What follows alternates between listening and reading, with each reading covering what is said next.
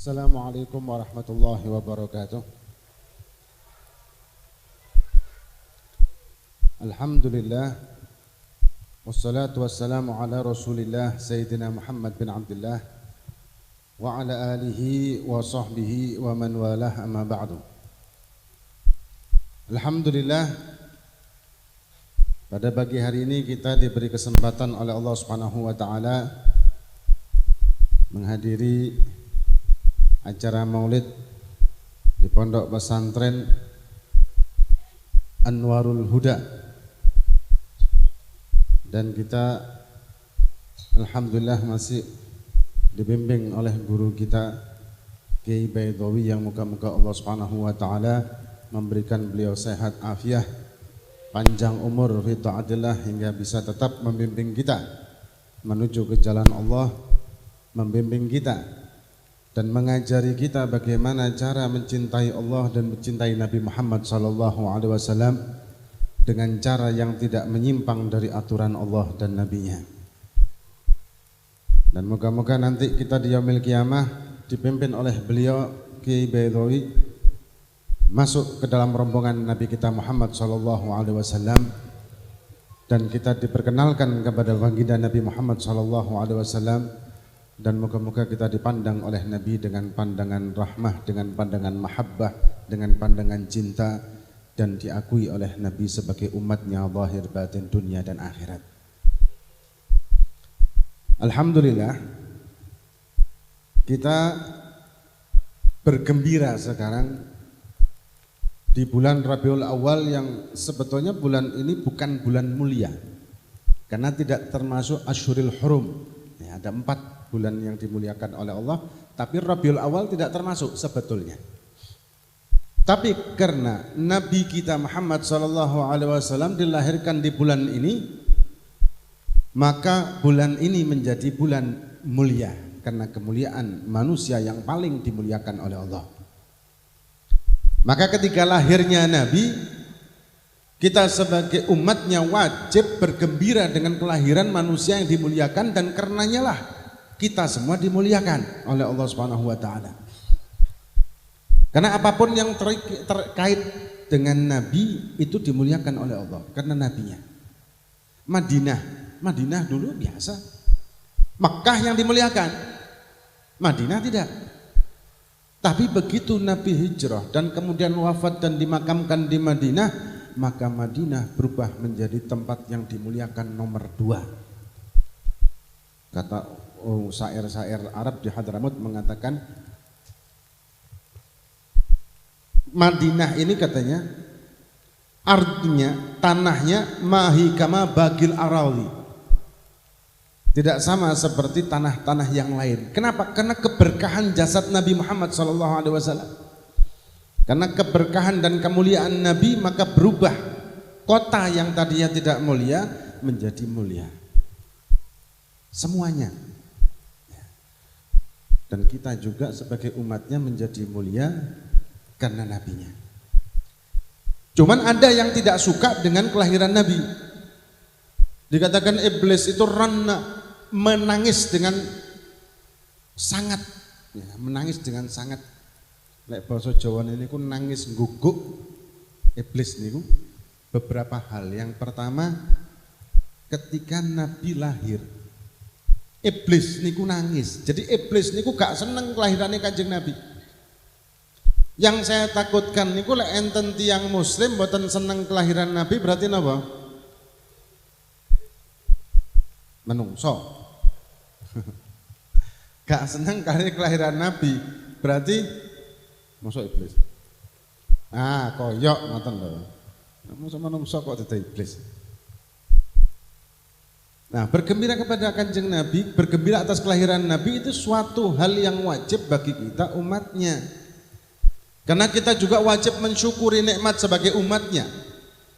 Karena kita alhamdulillah dari sekian banyak manusia kita telah dipilih oleh Allah sebagai umatnya tanpa proposal apapun. Ini ada satu kisah. Pada zaman dahulu enten seorang raja yang dia ketika masuk ke satu wilayah dia selalu menaklukkan wilayah tersebut. Jadi rojo niki suka nggawe geger di setiap daerah yang dia masuki. Supaya daerah itu tunduk sama dia. Suatu saat melebet ten Mekah. Ngapunten nggih niki campur-campur nggih basane. Melebet ten Mekah, tapi orang-orang Mekah ternyata tidak ada satupun yang menghiraukannya. Padahal dia terkenal rojo. Karena Pak, mereka sibuk dengan mengelilingi Ka'bah. Mereka sibuk ibadah di depan Ka'bah hingga tidak ngurus ambek sing rojo sak rombongan ini wau. Ngamuk rojo. Dalam hati sang raja punya keinginan, oh gara-gara bangunan niki aku gak direken, tak ancurno bangunan niki. Ngaten. Subhanallah, ketika timbul keinginannya jatuh sakit. Akhirnya diobati ambek tabib-tabib kerajaannya. Diobati, bingung, sakitnya aneh. Tidak ada yang tahu dan angkat tangan kabeh. Akhirnya satu orang yang tua mengatakan, ngapunten Raja, ini sakitnya sakit yang kemungkinan pastinya ya, kemungkinan besar orang-orang sini yang tahu. Coba kita cari orang sing alim atau wong sing pinter daerah kene. Cari, ketemu ada seorang tokoh, akhirnya menjawab, sakitmu ini karena kamu punya keinginan jelek sama bangunan tersebut. Ngaku Raja, inggih. Kamu tidak akan bisa sembuh sampai kamu mati lek kon gak mohon ampun kepada sang pemilik bangunan itu. Sopo? Gusti Allah. Akhirnya mohon ampun dia. Mohon ampun kepada Allah Subhanahu wa taala, sembuh. Tanyalah si rojo niki wau. Ya napa ceritane tempat ini? Diceritakan nah, karena kisah Nabi Muhammad sallallahu alaihi wasallam itu sudah ada sejak pada zaman-zaman Nabi terdahulu. Kisah Kanjeng Nabi kita niki sudah ada. Bahwa di tempat ini nanti akan lahir manusia yang paling dimuliakan, Nabi akhir zaman, pemimpin para nabi dan rasul, dan umatnya khairu ummatin ukhrijat linnas, dan seterusnya, tertarik raja nih. Bahkan kisahnya Nabi nanti akan hijrah ke Yathrib itu juga diceritakan. Padahal zaman dahulu Nabi ratusan tahun belum lahir. Akhirnya berangkatlah raja niki ke Yathrib, dan sampai ke Yathrib dia memesan kepada seorang pengawalnya atau kepercayaannya, kayak surat. Iki surat kon netepon iki. Iki surat wasiatkan kepada anak turunmu untuk mewasiatkan terus menerus sampai Nabi akhir zaman masuk ke kota ini, berikan ini surat. Singkat cerita, sekian ratus tahun Nabi hijrah. Begitu Nabi masuk ke Madinah, rebutan tiang. Rebutan wong-wong niki karena Nabi tidak punya rumah. Rebutan supaya Nabi mampir teng griyane. Niki Nabi ya. Wong sekelas ulama mawon wong rebutan apa meneh Nabi. Rebutan kabeh. Akhirnya Nabi mengatakan, biar untaku ini di mana dia duduk di situ aku akan mampir. Jadi sementara sampai rumahnya dibangun. Unta niki melaku. Lah melakune unta niki di setiap depan rumahnya orang-orang Ansor waktu itu ya. Orang-orang Ansor mereka berharap untanya itu mandek. Bu dengan cara yok napa, tapi untanya tetap melaku. Melaku berhenti sampai berhenti di suatu tempat, tolah-toleh unta niki moro duduk. Begitu unta ini duduk, loncat seseorang yang bernama Abu Ayyub Al-Ansari. Jopuk perbekalan Kanjeng Nabi langsung digawa mlebu nang omahe, terus metu maneh nggawa surat. Diparingaken ten Kanjeng Nabi. Dibacakan oleh sahabat karena Nabi kan tidak membaca. Dibacakan oleh sahabat. Ternyata surat dari raja niki wau. Jadi Abu Ayyub Ansari ternyata keturunan kesekian dari kepercayaan sang raja. Napa isi suratnya? Permohonan sang raja untuk menjadi umat Nabi Muhammad SAW. Subhanallah. Kula kali panjenengan niki gathik nulis proposal, ya, gathik nulis perizinan atau nulis birokrasi yang lain untuk jadi umat Kanjeng Nabi. Cukup kita bersyahadat, cukup kita yakin Allah Tuhan kita, Nabi Muhammad Nabi kita, dan kita berpegang teguh dengan ajaran Kanjeng Nabi, maka kita sudah menjadi umat Nabi. Ini suatu hal yang patut disyukuri, wajib disyukuri, kenikmatan yang luar biasa. Nah, terus mensyukurinya bagaimana? Ya menempatkan posisi kita sebagai umat Kanjeng Nabi zahir wa batin dengan apa? Dengan melaksanakan perintahnya, dengan melaksanakan syariah yang dibawanya. Buatan ngarang-ngarang dewi, tapi ngelakoni sesuai dengan aturan-aturan yang sudah diturunkan oleh Nabi kita Muhammad SAW. Karena kalau kita misalkan ngaku umat Kanjeng Nabi tapi gak ngelakoni apa yang dibawa oleh Nabi Muhammad SAW, terus apa gunanya status umat Kanjeng Nabi? Kita ngaku sebagai muslim, kita ngaku sebagai umat Nabi, tapi tidak melakukan syariat agama Allah yang dibawa oleh Nabi Muhammad SAW, terus nopo gunane? Atau kita cuman bergembira saja, maulidan tok, ya, tapi tidak melakukan perintahnya, apa manfaatnya?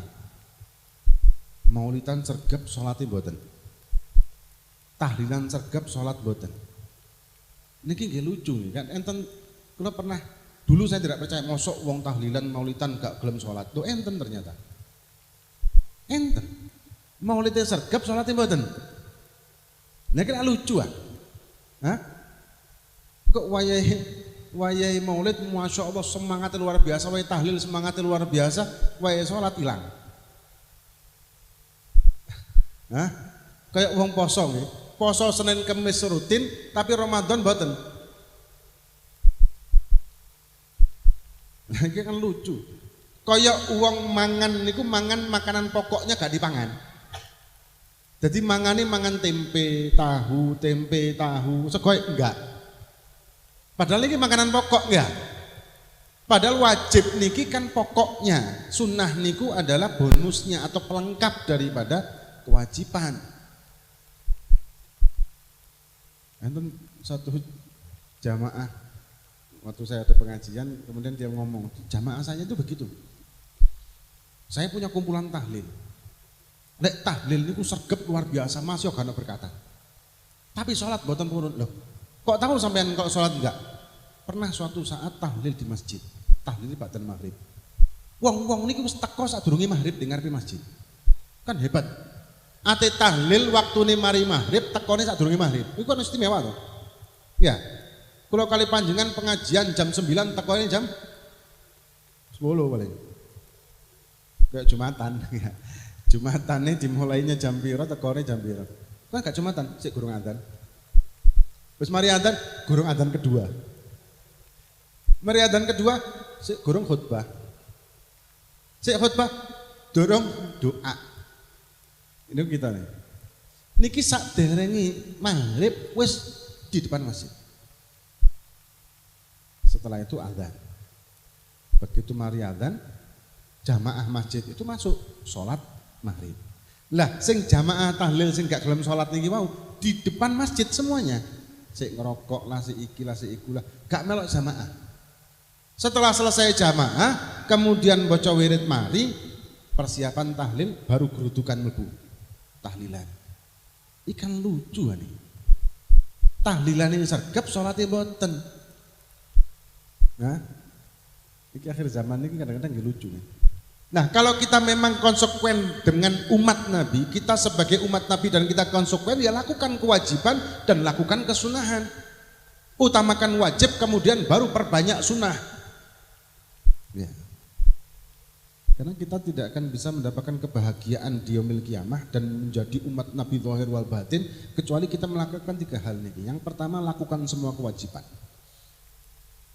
Lakukan semua kewajiban, dan kewajiban niki mboten enten sing abot. Salat 5 waktu mulai subuh sampai isya tidak ada satupun yang berat. Sing gawe abot niku niki hawa nafsu. Salat 17 rakaat total niku pinten menit kira-kira lek di total kabeh? Pinten menit? Jam pinten jam? Hah?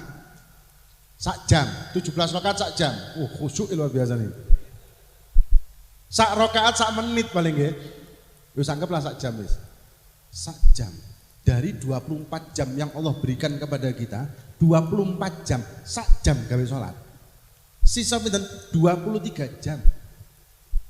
23 jam niki gawe apa ae? Sak macam. Tapi sholat yang 1 jam dari 24 jam setengah mati. Tangi subuh luar biasa, perjuangan hebat.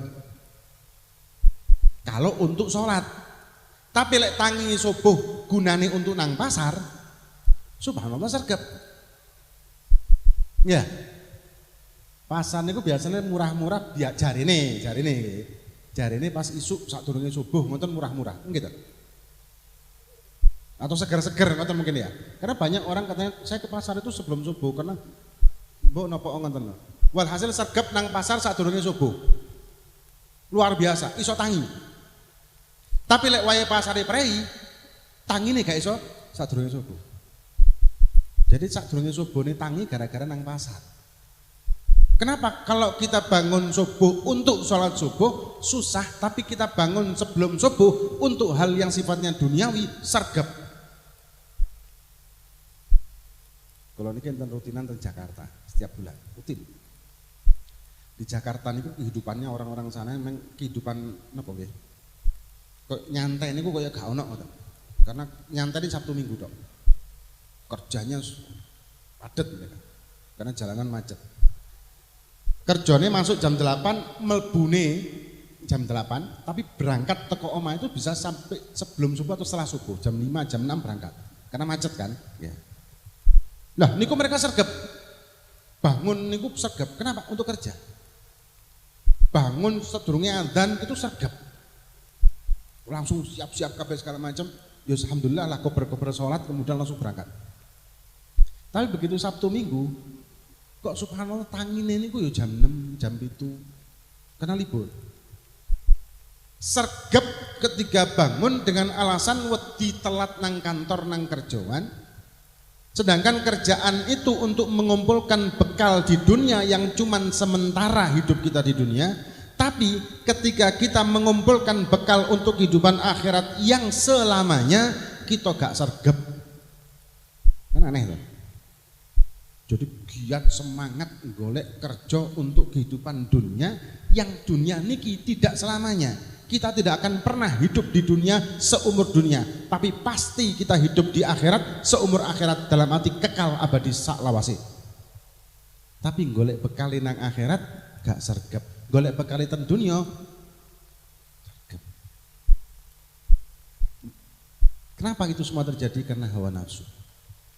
Kalau kita ingin menjadikan diri kita sebagai umat Nabi zahir wal batin, benar-benar mensyukuri nikmat sebagai umat Kanjeng Nabi, lawan hawa nafsu di hati kita, maka kita akan sanggup untuk melakukan perintah Allah dan juga melaksanakan kesunahan-kesunahan yang semampu kita. Karena nomor 2 adalah melaksanakan kesunahan semampu kita setelah kewajiban. Nomor 3, jauhkan hal-hal yang dilarang. Pun 3 niki tok. Lakukan kewajiban, perbanyak sunnah semampunya, jauhkan larangan. Wis. Gampang napa angel? Gampang napa angel kok abot jawabannya? Gampang napa angel? Gampang. Gampang kan? Nglakoni. Bari ngomong gampang saya kira ngomong abot. Karena hawa nafsu yang mengatakan berat. Contoh lagi yang gampang deh.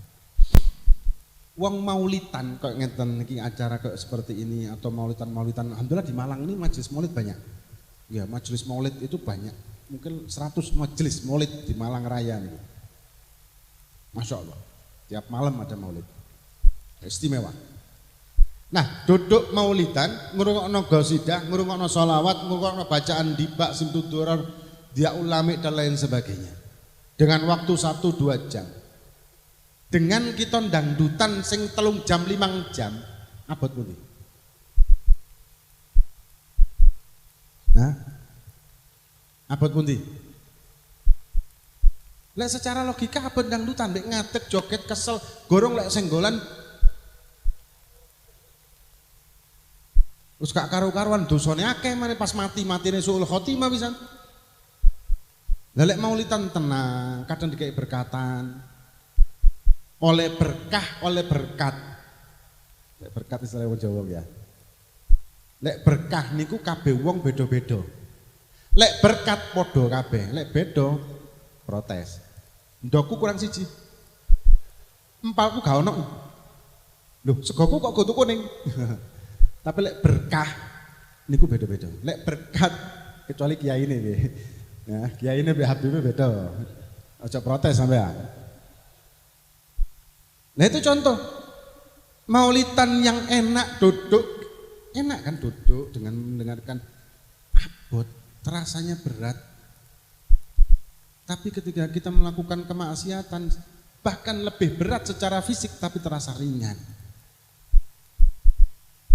Tahlilan lungguh tok abot. Apa mana lek mari tahlilan diumumkan ada mumpung ada ustadz di sini atau kiai atau habib, kita mohon untuk memberikan nasihat. Iku grundel wis. Waduh soal. Wis jam piro iki? Wis anu grundel wis. Nggih ya? Nggih napa mboten? Nah, kan ngaku. Waduh. Padahal paling ceramah itu gak sampai sak jam, setengah jam wis kesel niku sing ceramah. Kula niku lek ceramah niku kula batasi setengah jam. Lebih dari setengah jam kula dhewe sing kesel. Niku wis grundel. Engko gorong sing ceramah niki gorong wayahe amin nggih. Amin, bengok amin. Iku maksudnya napa? Maksudnya ya nyinggung Mario, ngoten lho maksudnya ya. Dang donga ngoten. Tapi lek majelis sing maksiat atau bukan majelis kita katakan. Kalau kita sebetulnya majelis juga sama kayak majelis berarti orang-orang duduk ya. Cuman konotasinya elek tadi ya. Tapi lek acarane niku maksiat, contoh nggih, ghibah mawon, rasan-rasan.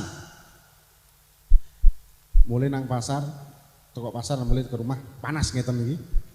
Ketemu tonggone atau koncone. Panas gitu. Terus orang ngomong, kon ro ndak? Tonggo kita niku sing fulan-fulan niku. Apa? Aku mang bengi krungu rame di omahe ono piring pecah ngene. Iku subhanallah nggih, subhanallah dengan di bawah terik matahari niki iso sak jam, gak krasa.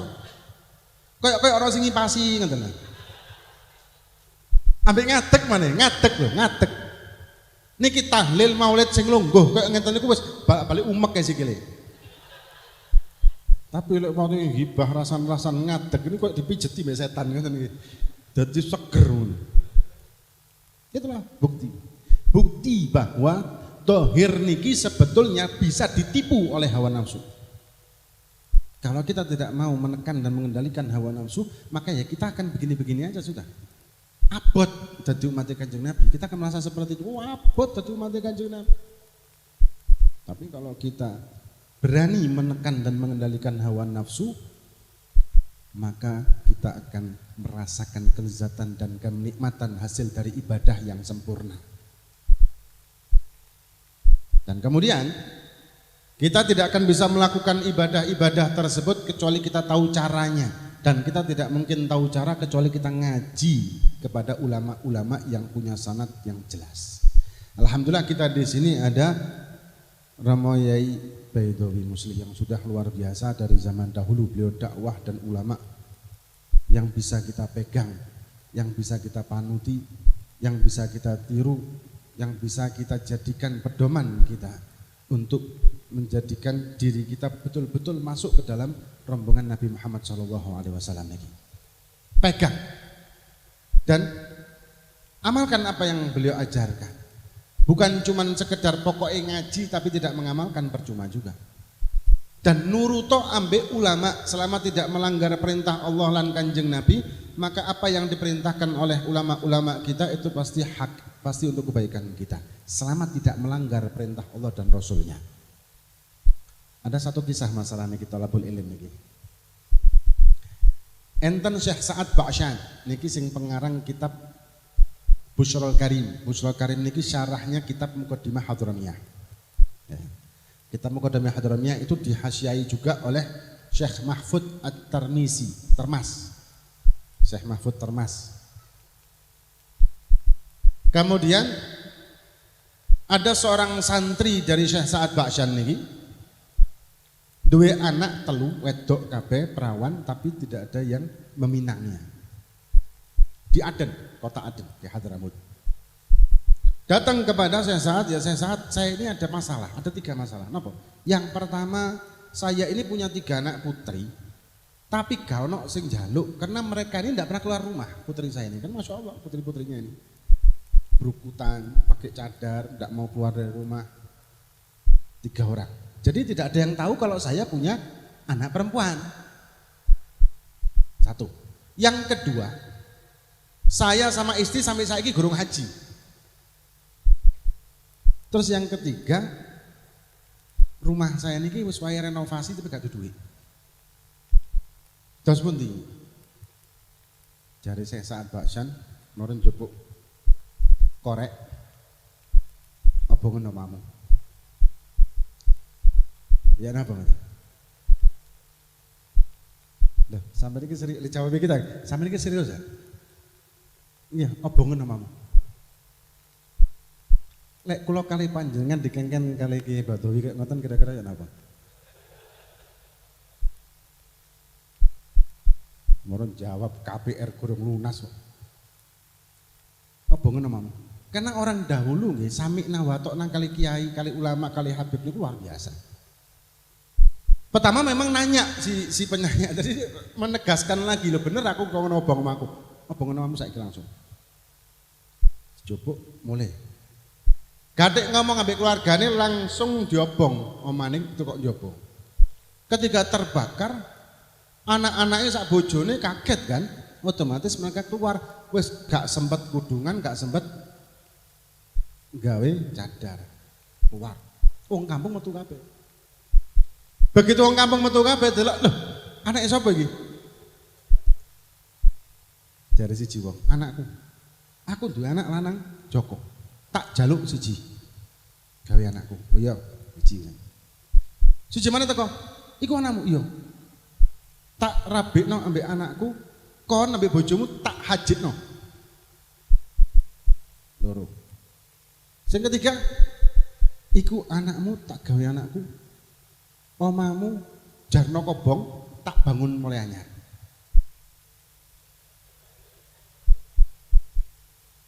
Ya napa? Nah, diopong ah?